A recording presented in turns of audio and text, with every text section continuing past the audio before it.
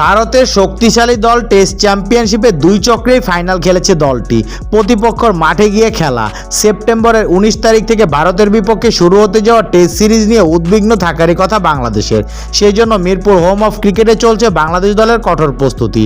পাকিস্তানকে দবল দলাই করে আসা দলটা এবার ভারতেও ভালো কিছু করে দেখাতে আগ্রহী। তবে ভারতে বাংলাদেশের সামনে অপেক্ষা করছে অন্য এক চ্যালেঞ্জ। বাংলাদেশের জন্য ভারত সিরিজ অপেক্ষা করছে অপেক্ষাকৃত অপরিচিত এসজি বল। সাধারণত কোকাবুরা বলে খেলে অভ্যস্ত বাংলাদেশ। নিজেদের হোম সিরিজে এই বলই ব্যবহার করে টাইগাররা। পাকিস্তানের বিপক্ষে সিরিজও পেয়েছিল কোকাবুরা বল। রাওয়ালপিন্ডির পিচে নিজেদের খেলাটাতে উপভোগ করেছে বাংলাদেশ। মিরপুরে সংবাদ সম্মেলনে লিটন কুমার দাস কথা বললেন এসজি বল প্রসঙ্গে। আপনারা জানেন ভারত একটা বড় দল, আর এই বলে আমরা খুব কম খেলি। আমাদের প্লেয়াররা খুবই পরিশ্রম করছে, দেখা যাক কি হয়। প্রস্তুতি বলতে আমাদের সেরা বলারদের বলই আমরা খেলছি। কিছুটা কঠিন তো আছেই। আপনি যদি দেখেন কোকাবুরার নতুন বল খেলা কঠিন, তবে পুরাতন বল খেলা সহজ।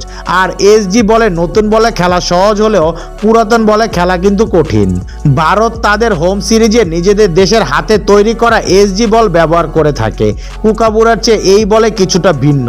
এসজি বলে খসড়া সিম দেখা যায়, কিছুটা ভারীও বটে।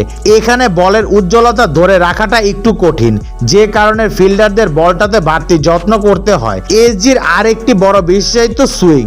বলটি ইনিংসের একেবারে শুরুতে সুইং না করলেও 5 থেকে 6 ওভার পর সুইং শুরু হয়।